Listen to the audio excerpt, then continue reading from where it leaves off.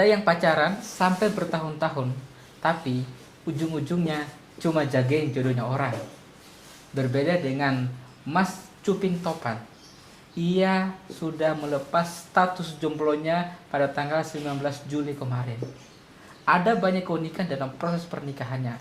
Ternyata cuma butuh waktu 1 bulan 4 hari dan hitbahnya sampai proses menikahnya.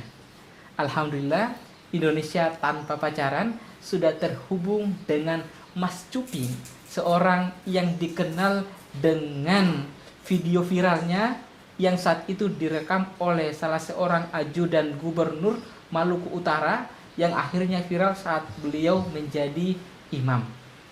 Kita sudah terhubung dengan beliau.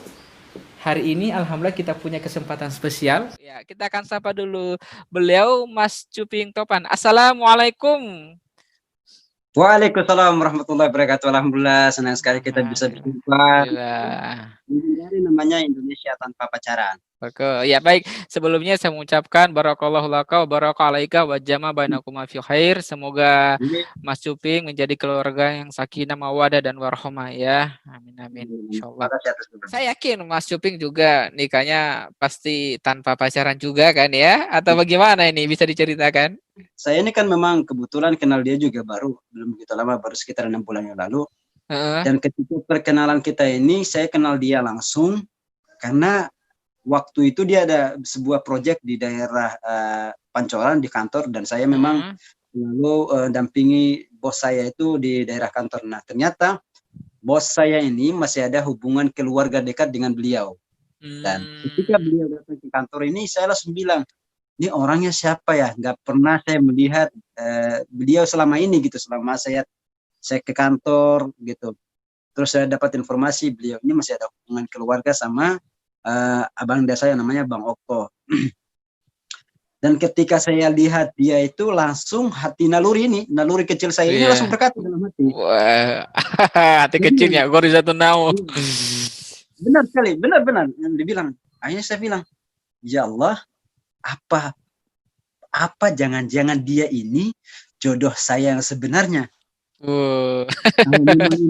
Jodoh saya yang sebenarnya, saya bilang, saya akan terima. Pokoknya mudahkanlah jalan saya ini. Padahal sebelumnya itu saya udah taruh di mana-mana, saya udah perkenalan dengan ini, pingin nikah, tapi qadarullah nggak jadi, dengan ini nggak jadi. Tapi berarti artinya itu bukan jodoh. Tapi bagaimana semangatnya kita, komitmen kita itu jauh lebih serius.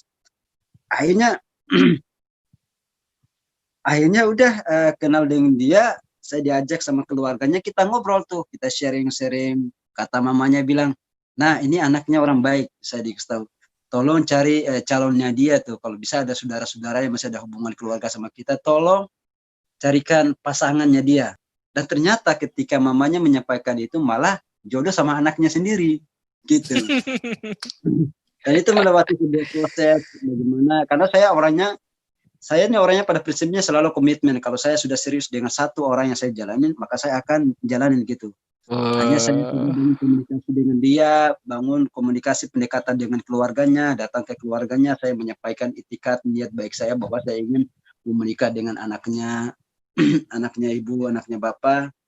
Dan itu harus melewati sebuah proses, bagaimana perkenalannya, bagaimana pendekatannya itu, wah itu cukup lumayan membutuhkan perjalanan waktu yang cukup lumayan. Itu lamarannya itu bulan berapa berarti? Lamarannya itu 1 bulan sebelum menikah, bulan Mei. 1 bulan lamaran dan nikahnya bulan sekarang ya, bulan Juli ya. 1 bulan lebih 2 bulan ya, kurang lebih 2 bulan. 1 bulan 4 hari, karena kita berpikir karena ini masih dalam suasana, ini sekarang udah akhir ya. Karena kemarin tanggal 19 itu masih dalam suasana bulan Syawal, jadi kita mengambil momentum atau waktu di bulan Syawal di hari yang baik, yaitu di hari Jumat. Gitu. Dan kenapa kita pilih masjid? Karena kita merasa bahwa ada nilai berkahnya di situ. Biasanya kalau yang lain menikah itu butuh modal biaya yang banyak. Tapi ada lagi yang unik nih dari Mas Cuping Topan. Ternyata beliau dari persiapan gaunnya, desainnya, termasuk mengurus proses teknis-teknis menuju walimahan, mereka mengurus sendiri bersama calon istrinya. Bisa bayangkan gak sih berapa biaya yang dikeluarkan dalam proses pernikahan biasanya oleh masyarakat umum selama ini? Kita berdua ngurus sendiri tuh dari awal prosesnya sampai sekarang dengan by desainnya kita, baju kita yang desain sendiri, konsep Wah, kita yang desain sendiri, proses lamarannya pun kita yang desain sendiri. Jadi semua itu by design yang kita dari saya bikin. sendiri, nggak pakai jasa Iya. yang lain ya. Iya.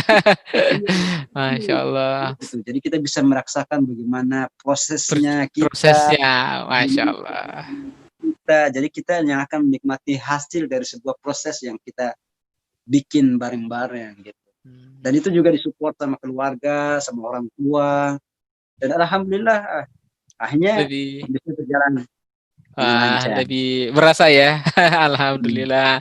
Ternyata ya. Jadi melalui proses tanpa pacaran, lamarannya itu cuma kurang lebih 1 bulan, 1 bulan 4 hari Iya. langsung Jadi kan menikah. Wah, itu luar biasa. Itu mematakan bahwa selama ini orang berpacaran sampai bertahun-tahun, ujung-ujungnya kadang cuma jagain jodohnya orang saja gitu. nah, ini yang Ini itu dibilang gitu. Ada kata Ustadz Fatih Karim tuh udah pacaran 7 tahun, 9 tahun. Nikahnya sama tetangganya, sama temannya. Ini betul. lebih parah. Dan ini terbukti cuma 1 bulan lebih, alhamdulillah sukses juga pernikahannya dan itu pun bisa dilakukan di masa pandemi ya, alhamdulillah ya. Jadi kalau kita taat kepada Allah, kita berusaha menjaga diri, insya Allah Allah itu akan selalu memudahkan jalan kita termasuk dalam menjemput jodoh kita ini. Misalnya di kalangan muda, di kalangan remaja ini, mereka ini takut. Takut dalam artian bahwa takut secara materi. Takut secara materi, takut dengan secara persiapan. Karena mereka berpikir bahwa kalau pacaran kan enak tuh. Bagi mereka ya, kalau udah pacaran udah enak. Kemudian mereka sampai berhubungan zina. Jadi semua itu dimudahkan. Artinya mereka merasakan bahwa itu adalah hal yang murah. Betul. Tapi kalau kita melalui proses yang baik, proses ta'aruf itu kan mereka berpikir biayanya itu jauh lebih mahal dibandingkan dengan pacaran. Hmm, Begitulah. Itu Masya biasa, Allah. ini kan sering terjadi di kalangan orang-orang yang mungkin dengan cara pemahaman yang berbeda gitu. Tapi mestinya kita harus memberikan edukasi kepada generasi muda, terutama para remaja-remaja ini yang paling rentan sekali nih. Anak-anak sekolah Betul. terutama. Mereka udah SMP aja udah bangga pacaran, apalagi SMA. Bagaimana mahasiswanya gitu. Dan ini harus kita selalu jaga. Saya ingin menyampaikan kepada teman-teman, terutama adik-adik, jangan sekali-sekali melakukan pacaran. Ini sangat berbahaya. Tolong hargai nasihatnya dari orang tua kalian dan harus jaga jaga diri kita. Jangan sampai kita terjebak, jangan sampai kita terjerembab dalam dunia kemaksiatan.